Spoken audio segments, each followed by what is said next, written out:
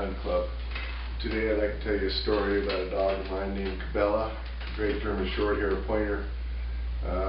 Last winter, right about this time of year, close to Thanksgiving, Cabela goes out each night, stays in our house, lives part of our family, but Cabela goes out each night in the yard, and each night he likes to sort of clear the yard of any extra deer or bucks, big mule deer, sometimes it'll be in the yard.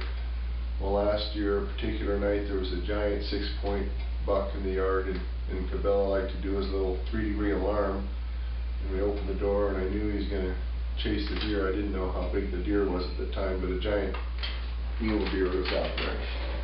And Cabela ran out and did his thing and scared the deer away with his big ferocious bark. He didn't chase him, but he just barked him, and it was definitely over the top, so he came in, and he got to hear about it. And then on we went for a night. Well, the next night, same thing, opened the door, the same big buck was out there, and Cabela just ran and bumped him right over the fence and did his job and came back, punched right into the house, cleared the deer out, did his pee for the night.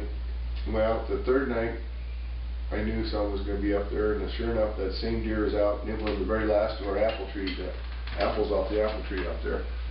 And Cabela went roaring out, did his 3-degree alarm, barking, and well, this time the deer had second choice, and that was to stand his ground, and he stood there for a minute while Cabela barked at him, and then the deer decided to chase Cabela full speed, head on.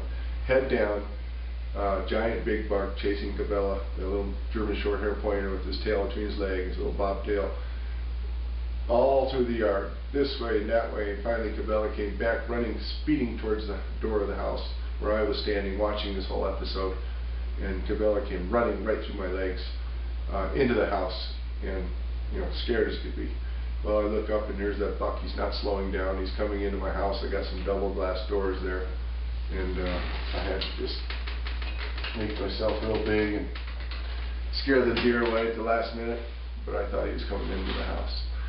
So anyway, moral of the story is I do have some other clients who's had their dogs encounters with big bucks, and the bucks came out ahead. They tend to like to gore them or beat them with their hooves, so it's not a good thing. We got to keep our dogs safe. Anyway, just one more story for the books of old Cabela. This is Ted, Cottonwood Hunt Club.